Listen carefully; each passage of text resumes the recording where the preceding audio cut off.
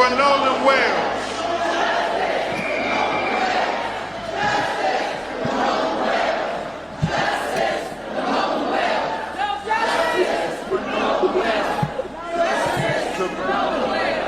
We will ask if Christine and Elmore and President Johnson can come back and join us on the stage.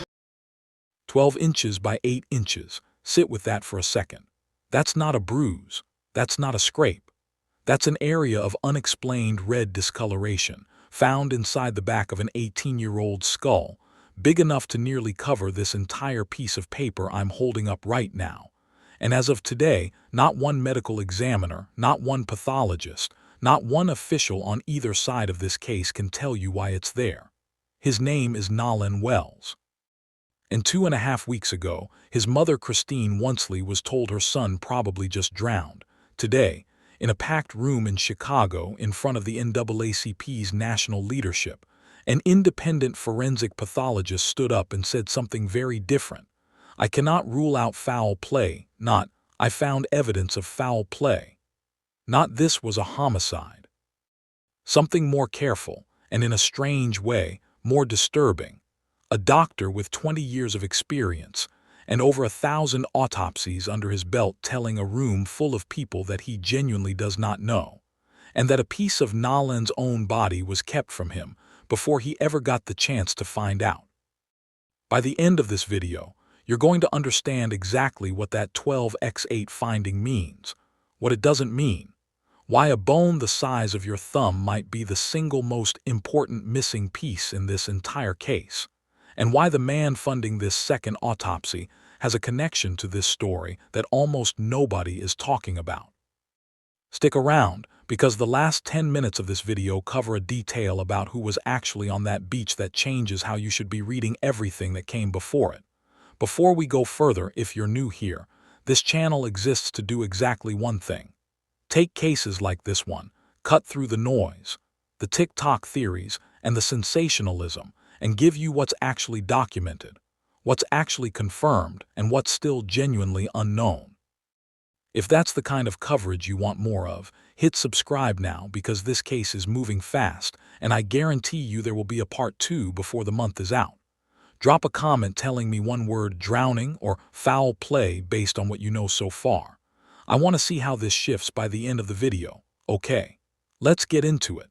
This wasn't a quiet update buried in a Friday afternoon press release. This was deliberate. Attorney Ben Crump stood on a stage at the 117th NAACP National Convention in Chicago, in front of a standing room-only crowd, with Nolan's parents, Christine and Elmore Wonsley, beside him. NAACP President and CEO Derek Johnson stood there too, and when the president of a 100-year-old civil rights organization puts his name and his institution's weight behind a single family's case, that is not a small gesture. That's a signal. That's the NAACP saying, we are watching this and we are not going anywhere. And here's what almost nobody is pointing out. This was the very first time in nearly 3 weeks of headlines, TikTok theories, and cable news panels that anyone, state or independent, had actually put real medical language on the table. Everything before this moment was timeline, was witness statement, was speculation. This was the first time a trained pathologist described, in his own clinical words, what was actually found when they opened Nolan Wells' body. Why Chicago? Why the NAACP's biggest stage of the year instead of a courthouse press conference back home in Mississippi? Because this family made a choice weeks ago, and it's a choice worth understanding, because it tells you everything about how this case has been fought. Christine and Elmore have not waited quietly for local investigators to hand them answers. They have used visibility as a weapon. Every press conference, every reward increase, every national platform has been a deliberate escalation, a refusal to let this become a quiet local case that fades from the news cycle. Today was simply the loudest version of that strategy yet. So who is the man standing behind these findings, Dr. Roger Mitchell is not some hired gun. He is the sitting 126th president of the National Medical Association, the oldest and largest professional organization representing black physicians in the United States. He's a tenured professor of pathology at Howard University, the immediate past president of Howard University Hospital. And before all of that, he spent 7 years as the chief medical examiner for Washington, D.C., where he personally oversaw thousands of autopsies. This matters because of something Christine and Elmore said from almost the very beginning of this case. They wanted someone with zero ties to Mississippi law enforcement, someone whose conclusions couldn't be waved away as friendly with local officials. A nationally recognized, board-certified forensic pathologist, flown in from outside the state, examining their son's body in Washington, D.C. That is about as clean a version of independent as this family could possibly have gotten. And here's a detail that barely made it into most of the coverage of this story. The person who reportedly funded this independent autopsy is former NFL quarterback Colin Kaepernick. Think about that for a second. A man who became a household name for refusing to stay silent in the face of what he saw as an unaccountable system is now quietly funding the one piece of this investigation designed to hold that exact same system accountable. Whatever you think of Kaepernick, that's not a footnote. That's a fact that shapes the entire shape of this story, and I have not seen a single other channel mention it. Mitchell's exam happened on July 10th, 6 days after Nolan disappeared, 4 days after his body was recovered by a U.S. park ranger near the northwestern tip of Horn Island. Which means one thing you need to hold onto for the rest of this video. Mitchell's exam happened after the state's own autopsy. Not instead of it, after it. And that sequencing is going to matter enormously in about 5 minutes. Here's what Crump read aloud, word for word from Mitchell's report. Cause and manner of death undetermined, pending further investigation. 2 words. Undetermined, pending. They sound almost bureaucratic. They are doing an enormous amount of work. Across most of Nolan's body, Mitchell found nothing. No fractures, no lacerations to the skin, no broken bones anywhere. And that absence actually matters just as much as what he did find, because a body that had suffered a violent, prolonged assault usually looks like it. Multiple injuries, multiple locations, signs consistent with a struggle. Nolan's body, according to this report, doesn't show that pattern, which doesn't clear anyone. But it does narrow the range of what could have happened, away from an extended physical assault and toward something more specific, more localized, something that could still be entirely consistent with an accidental drowning, or could be something else entirely. And then there's the one finding driving everything else in this story. A 12-inch by 8-inch area of red discoloration in the deep soft tissue on the back of Nolan's head, directly over the occipital bone. Not a bruise you'd see by looking at his skin. This was found during the internal dissection, deep tissue, no corresponding skull fracture, no laceration on the surface above it. Mitchell's own words for the cause, unknown. I want to slow down here, because this is exactly the point where lesser coverage of this story either overhypes this finding into a smoking gun or brushes past it entirely, and both of those approaches fail you as a viewer. 12 by 8 inches is genuinely large. That's not a small localized mark. That's a significant portion of the back of a human skull. But size alone does not equal cause. A discoloration that large could come from an impact. It could come from the physiological process of drowning itself. It could come from decomposition, or from how the body was handled during recovery from the water. Mitchell's report does not claim to know which of those it is. It simply says, "This exists, and I cannot explain it yet." Here's why that still matters enormously, even without a confirmed cause. Before today, every theory about what happened to Nolan was built on soft ground, a disputed video, competing witness accounts, speculation about currents. Now there is an actual documented physical medical finding from a board-certified pathologist in an official written report. That is something investigators can cross-reference against the state's own autopsy photographs, against imaging, against whatever the toxicology eventually reveals. A theory built on a TikTok video can only ever be as strong as your trust in the person who posted it. A specific anatomical finding is something you can actually investigate. But here's where this report gets genuinely frustrating, and where Crump was refreshingly honest about the walls his own team's pathologist ran into. Before Mitchell ever touched Nolan's body, the state of Mississippi's medical examiner's office had already retained certain structures from his neck, specifically his trachea and his hyoid bone. Now, to be fair here, because fairness matters, retaining tissue after a first autopsy for further testing is standard forensic practice. It's not automatically sinister. Crump himself acknowledged that.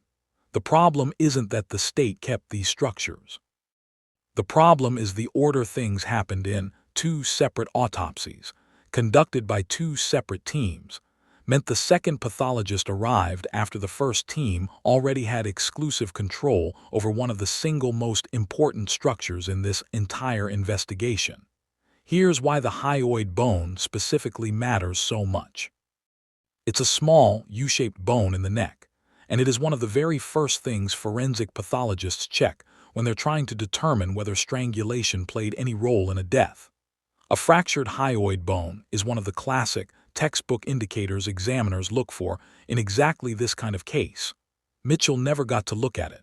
That is precisely why Crump said, in his own words, "This pathologist cannot rule out injury to the neck as a contributor to or cause of Nolan's death." Read that sentence again slowly, because it is not the same sentence as "there is evidence of strangulation." It is the sentence a careful scientist gives you when the one test capable of answering that exact question was never available to him. That's not a minor footnote in this report. That is arguably the single most consequential paragraph in the entire document, because it's the one gap that directly touches the question of whether another person harmed Nolan. And here is the other massive hole in this entire investigation on both sides. There is still no toxicology. Mitchell's independent report doesn't include it. And the state's own official autopsy, the one meant to accompany its findings, is also still waiting on toxicology, according to Jackson County Coroner Bruce Lind, who confirmed directly to reporters this week that the state's report remains unfinished for that exact reason. Let that sink in. Two separate medical teams. Two separate labs. Two entirely separate chains of custody, both stalled at the exact same bottleneck. That's worth pointing out because it undercuts any narrative that one side is deliberately dragging its feet while the other races ahead. Neither can move faster than the lab work allows. And here's why toxicology is genuinely the linchpin of this entire case, not just a procedural detail. Drowning produces pulmonary edema, fluid buildup in the lungs from oxygen deprivation. But a drug overdose produces almost the exact same physiological signature in the lungs. Under a microscope, during a standard autopsy, those two causes can look nearly identical. That's why, in forensic pathology, drowning is often described as a diagnosis of exclusion. You don't confirm it directly. You rule out every alternative first, especially an overdose, and only then does drowning remain as the supported conclusion. Toxicology is the only tool that does that ruling out. And it can take 6 to 8 weeks to come back. I want to be extremely clear here, because this is a point that gets twisted online constantly. There is no evidence, none from any source, official or otherwise, that Nolan Wells used drugs that day. I'm explaining this scientific framework because it's the actual reason toxicology takes this long and matters this much. Not because there's a shred of evidence pointing that direction in his case specifically.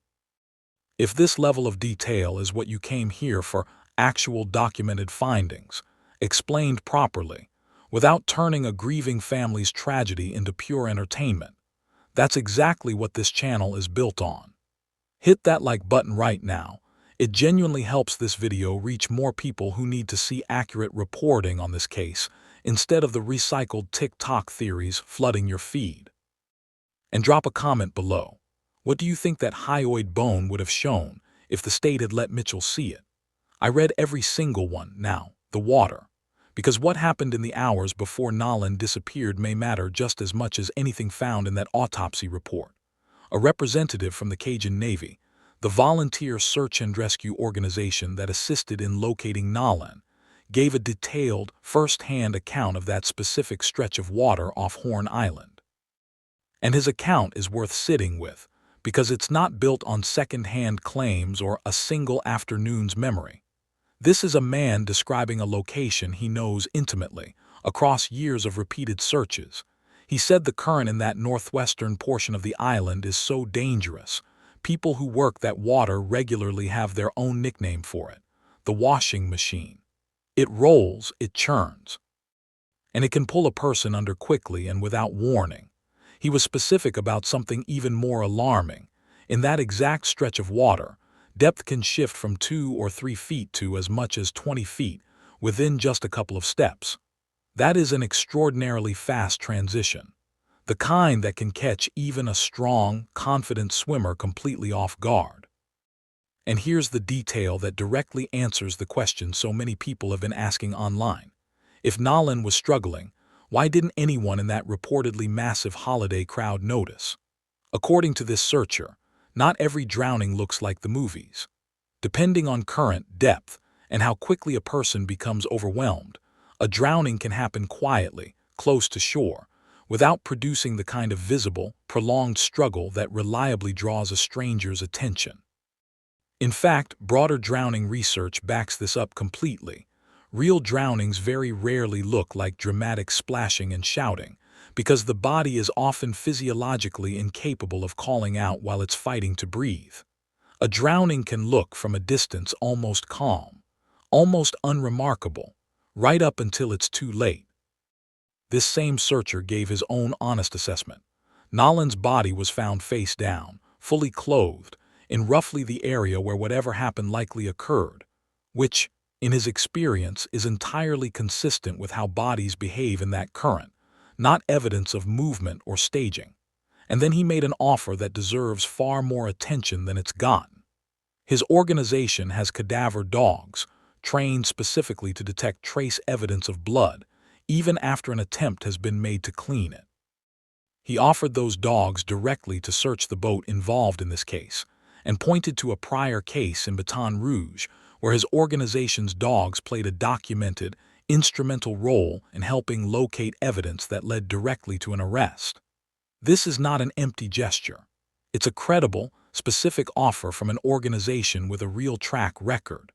Whether it's been accepted, whether the boat has already been examined some other way, that has not been publicly confirmed. That is exactly the kind of thread worth watching closely as this case develops. He raised one more grounded, logical point worth taking seriously. If Nolan's friends had taken his phone with harmful intent, why keep it at all? Why not simply discard it? It's not proof of anything, but it's a fair question, and it deserves to sit alongside every other theory in this case rather than being dismissed because it doesn't fit a more dramatic narrative.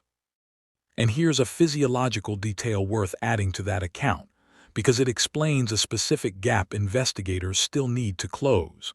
When a person drowns, the body typically doesn't go quietly all at once. It's an escalating crisis. Water is inhaled, but the person is also often swallowing and gulping at the same time, sometimes bringing some of it back up before swallowing again. That process can leave water in the stomach, something examiners sometimes look for, though it isn't always reliably present. None of that changes the core problem laid out earlier. The lung findings that signal respiratory failure look nearly identical whether the cause was drowning or an overdose. Only toxicology, once it finally lands, can meaningfully separate the two, and it's worth remembering that even if a substance does eventually turn up in Nolan's system, that would not automatically rule out drowning. It's medically possible for a cause of death to be recorded as a combination, drowning as the immediate cause, with a substance listed as a contributing factor, which would likely still be classified as accidental, not homicide. That's a real, plausible middle scenario that deserves to be part of this conversation, not just the two extremes of clean accident or foul play. Now, the phone itself. Christine has described two separate location tracking tools, Snapchat's map feature and the Life 360 app, showing conflicting data about where Nolan's phone actually was that day. Part of that discrepancy has a simple technical explanation. One updates automatically, the other only when someone opens the app. But Christine has said something far more troubling. When she finally got access to the phone directly, there was nothing on it from that entire day. No saved photos. No saved snaps. Despite Nolan's well-documented habit of constantly capturing exactly these kinds of moments, a legal analyst weighing in on this case made an important distinction worth repeating here. Everything currently known about the phone's contents comes from the family looking at the device themselves. That is meaningfully different from an actual forensic data extraction, conducted by trained digital examiners capable of determining conclusively whether anything was deleted, when, and by whom. Until that extraction happens, and both sides have reportedly agreed to a mutual, coordinated phone inspection, what we have is a mother's honest, troubling observation, not confirmed digital forensic evidence yet. That distinction matters, and I'm not going to pretend otherwise just because "phone was wiped" makes for a better headline. Then there's the central contradiction that has defined this entire case from day one. According to the young woman Nolan was speaking with before he disappeared, he told her he intended to head back and rejoin his friend's boat. According to the friends themselves, Nolan told them the opposite, that he wanted to stay behind with her. Those two versions cannot both be describing the same single moment. Somebody's account doesn't match reality. But here's a more careful read worth considering, one raised by a defense attorney reviewing this case. Both accounts could be partially true, depending on details that haven't been publicly established. If a second, less publicized group of friends genuinely existed, and Nolan intended to leave with them, both statements could be sincere descriptions of two different pieces of a more complicated afternoon, not a flat lie from either side. That nuance matters, especially now that we know one other piece of testimony in this case. An account relayed to Christine turned out to be an honest assumption rather than a first-hand eyewitness claim.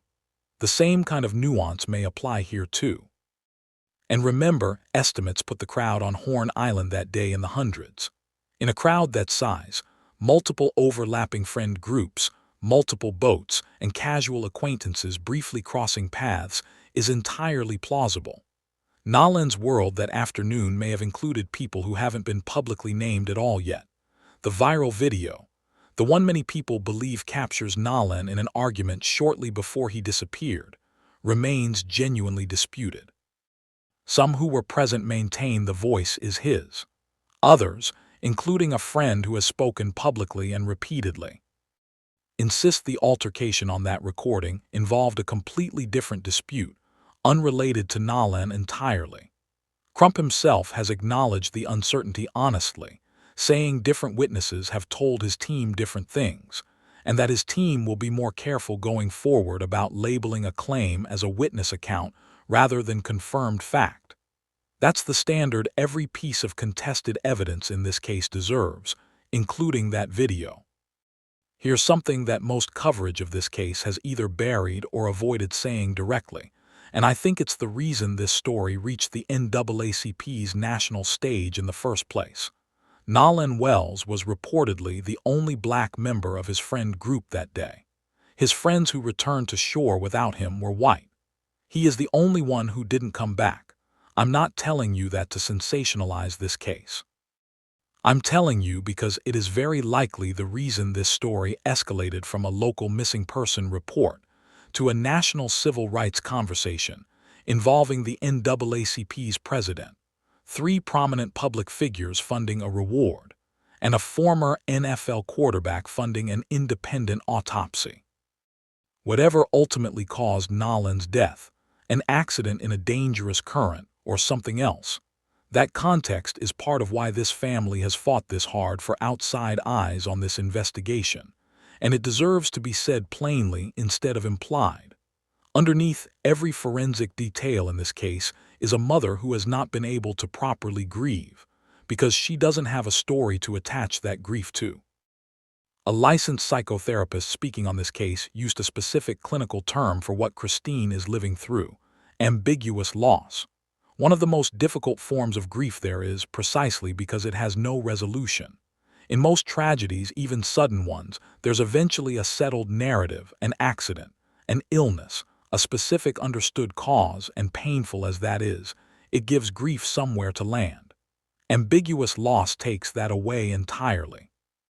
Without an answer, the mind keeps circling the same unanswered questions, unable to complete the process that ordinary grief eventually allows.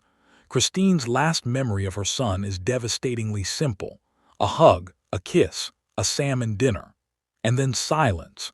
That psychotherapist put it this way: grief needs a story to attach itself to.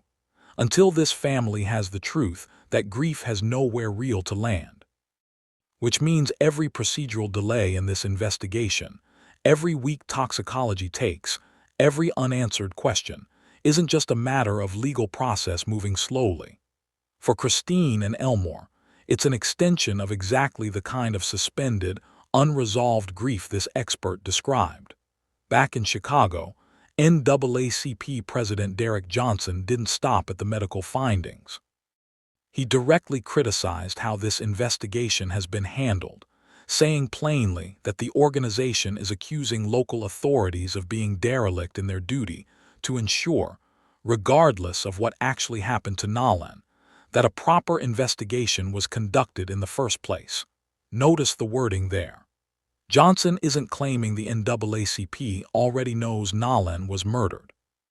He's arguing something narrower and arguably more damning: that this investigation, independent of whatever it eventually concludes, should have already met a far higher standard of thoroughness and transparency than it has shown so far.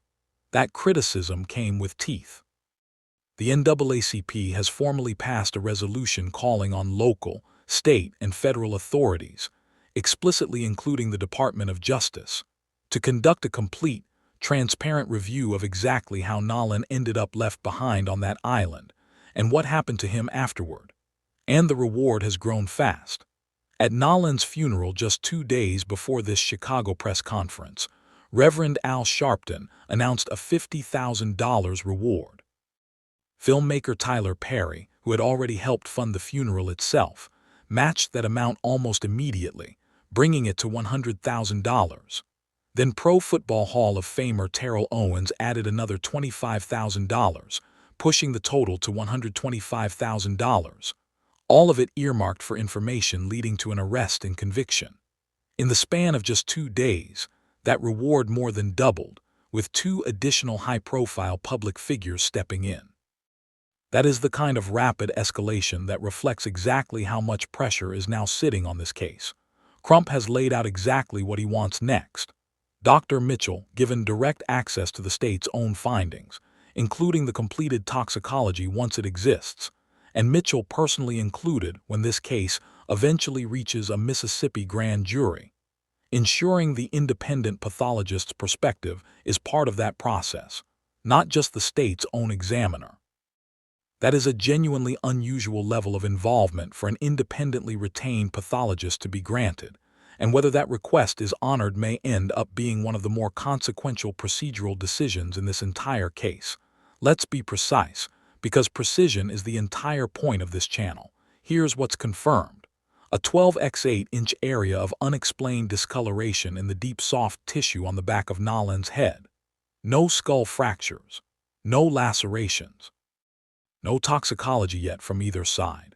An incomplete examination, because the state retained key neck structures before the independent pathologist ever had access to Nolan's body, and a forensic pathologist's own on-the-record statement that he cannot rule out foul play, specifically injury to the neck. Here's what remains genuinely undetermined: whether that discoloration came from another person's actions, from the drowning process itself, from decomposition, or from handling during recovery. Whether the neck structures the state retained would have shown anything relevant at all, and whether toxicology, once it finally arrives, points toward an accident, a drowning complicated by a substance in his system, or something else entirely. An unexplained finding is not the same thing as a confirmed cause. A pathologist saying he cannot rule out foul play is not the same as a pathologist saying he found evidence of foul play. Both of those statements are true right now, and both deserve to be reported with exactly that level of care, not collapsed into whichever one gets more views. Here's something worth nomming before we close, because it's true of this case at every single stage. The GPS data, the phone contradiction, the autopsy findings tonight. Each new piece of information has done two things at exactly the same time. It has added real, concrete substance to what was previously just speculation, and it has opened up new, more specific questions that didn't exist before. That is not a flaw in how this investigation has unfolded. That is what an actual, careful investigation looks like from the outside. Slower than any of us want, occasionally frustrating, and rarely delivering the single dramatic answer true crime coverage likes to promise. What this case has produced instead, tonight included, is something slower and, in its own way, more honest. A steadily growing body of real documented evidence, still being assembled into a picture nobody, not the family, not the state, not us, has been able to fully see yet. Nolan Wells was 18 years old. Nearly 3 weeks after he disappeared during a 4th of July trip to Horn Island, his family finally has one real, documented physical detail about what was found on his body. It doesn't answer the question they've been asking since that very first night. But for a family living inside ambiguous loss, one real finding, however incomplete, is still more than they had yesterday. We are going to stay on this story. When toxicology comes back from either side, you will hear it here first, explained properly without the spin. When that mutual phone inspection happens, we'll break down exactly what a forensic extraction can and can't prove. And when this case moves toward a grand jury, we'll be covering every step. If you want to be here for all of it, subscribe now and turn on notifications. This case is going to keep moving, and I don't want you to miss the update that actually answers the questions we've laid out tonight. If you found this breakdown more thorough, more accurate, and more useful than anything else you've seen on this case, tell me in the comments, and share this video with someone who's been following this story but hasn't gotten the full picture yet. We'll bring you the facts as we actually get them, verified, and not a moment before. See you in the next one. Because we got eyes that can see, and we don't need government officials having to narrate it for you and me. We can see it for ourselves. Transparency. That leads to the truth. The truth is the foundation for accountability and justice. And that's all we're seeking, as Christina Elmore said from day one.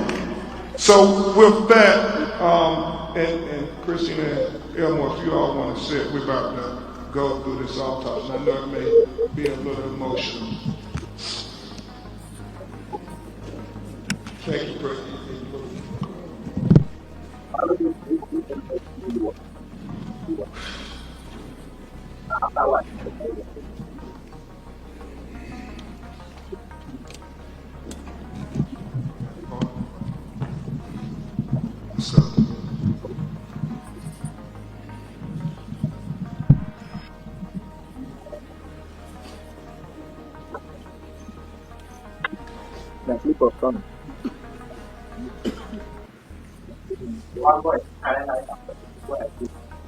As we begin to present the preliminary findings of the autopsy, we want to especially thank Mr. Colin Kaepernick for not thinking it robbery to pay for the autopsy.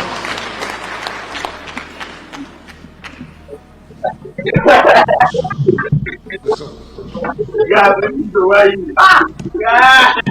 You don't bust my head. It's funny to go out there.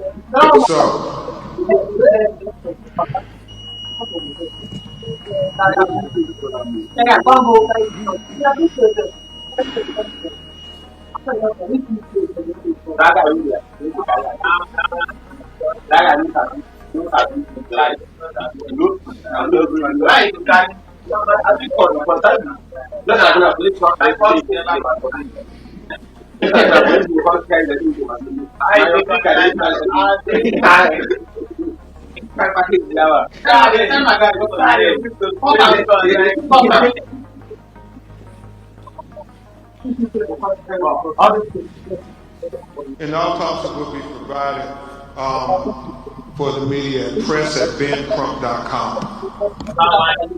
And so, I'll leave this.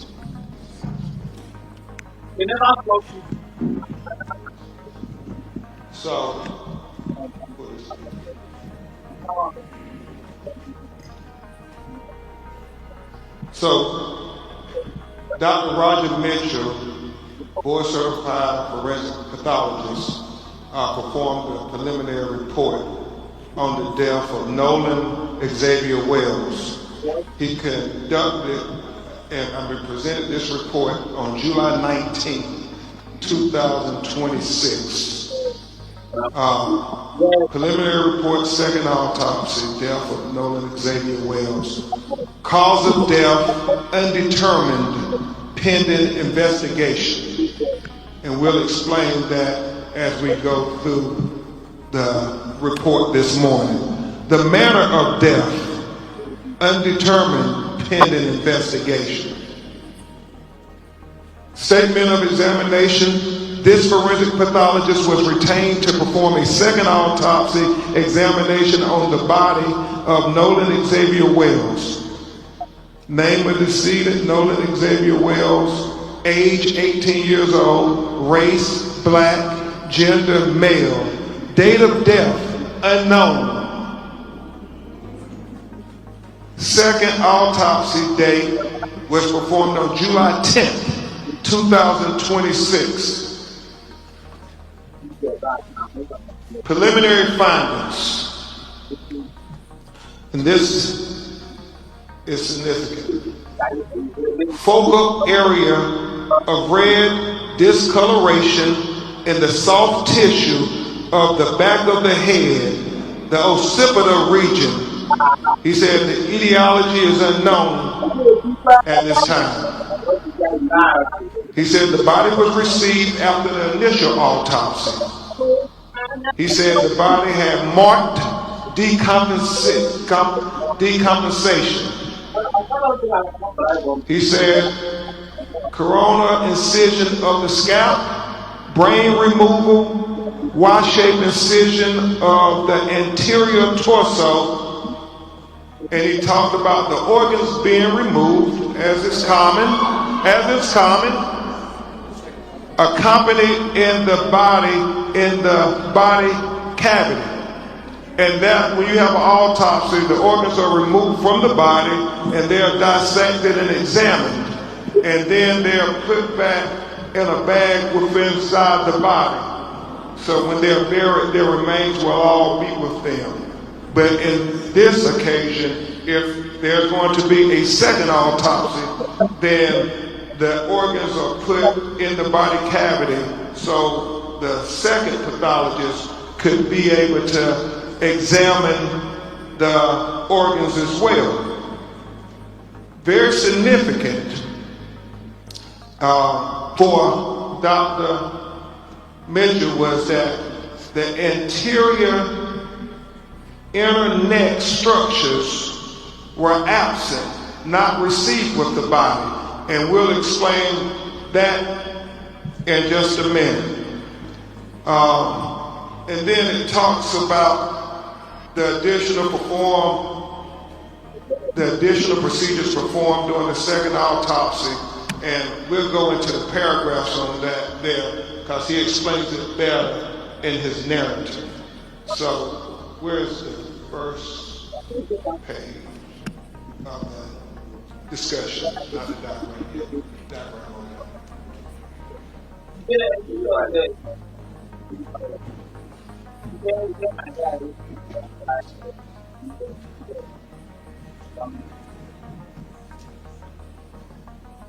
So,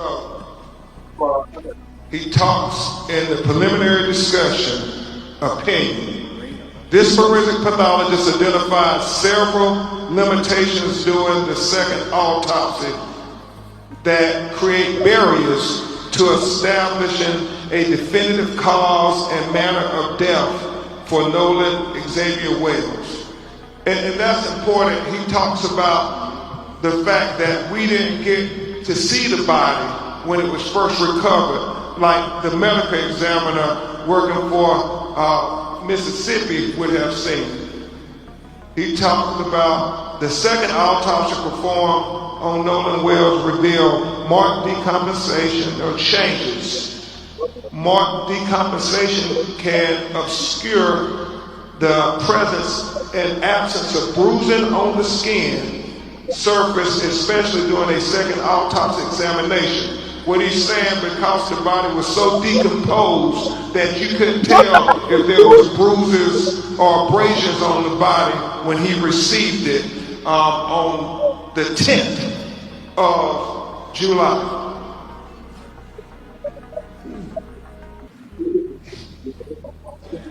For these reasons, additional dissection procedures not performed during the first autopsy examination were performed to rule out potential blunt force injuries responsible for the death. These procedures included facial dissection, posterior head and neck dissection, dissection of the ribs, the pelvic, dissection of the subcutaneous and deep soft tissue, dissection of the back, the buttocks, the arms, and legs. He did all of this to rule out things. He ruled out there were no fractures or deep tissue injuries identified. This was very important because he wanted to be very thorough and very transparent, because transparency is the key to getting to the answers of why Nolan Wells is not with us. So he did that there and was very straightforward, very open, very open. He says, however, dissection of the back of the head during the layered posterior neck dissection revealed a 12 by 8 inch focal area of red discoloration in the deep soft tissues overlaying the occipital bone. And towards the occipital bone, and he saw the red discoloration, and we actually saw the pictures of it. It's significant. You can't help but notice, why is this dark red here in the back of his head? And so he was important to note that in his report. He said that etiology of this finding is unclear. There are no lacerations of the overlaying skin nor fractures of the underlying skull. These findings are inconclusive for perimortem injury due to both the extensive decomposition and the absence of associated injuries. This finding, however, is significant enough to be highlighted in this preliminary report for further investigation. It is important to reiterate that the finding could not have been observed in the first autopsy because the posterior head and neck dissection were not performed. He said another limitation faced by this forensic pathologist was the absence of the anterior internal neck structures. The trachea and the laryngeal cartilage, the thyroid horn, and the hyoid bone were not received with the body. So he's saying that the throat was not received with the body when he got Nolan Wells body in Washington, D.C. to perform the second autopsy. And so let's discuss that with what he said about that.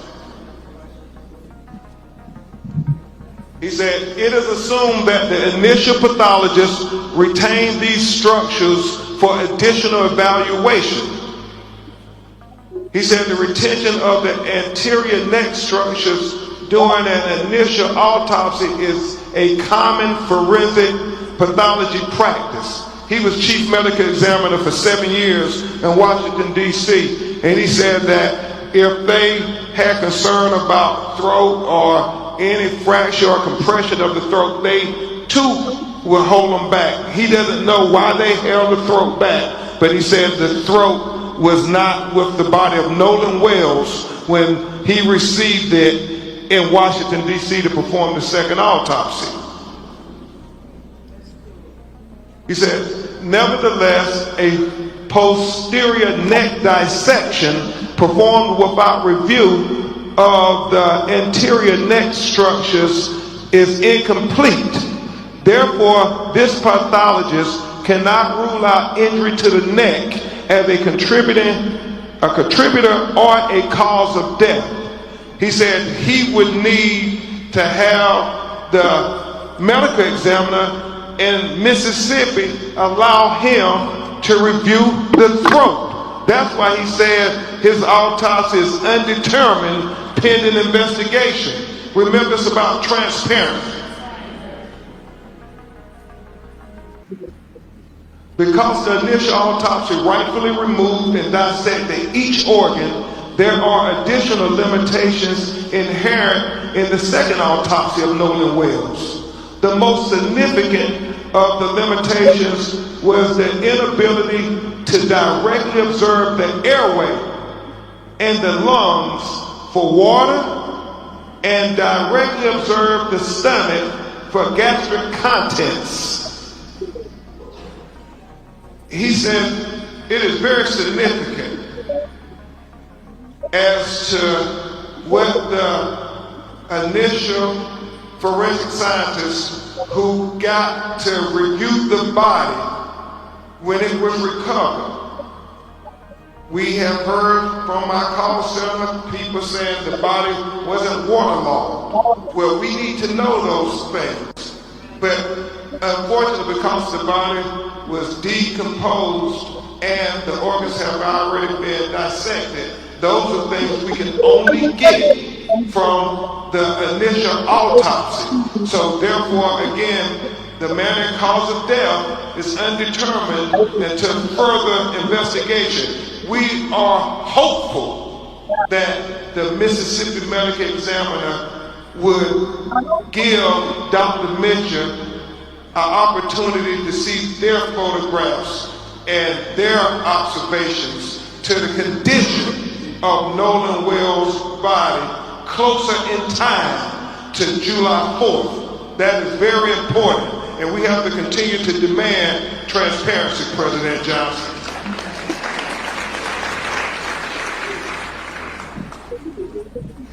In addition, the original toxicology results have not been received at the time of this report, and we continue to wait for the toxicology to come back, because again, that will be part of the investigation into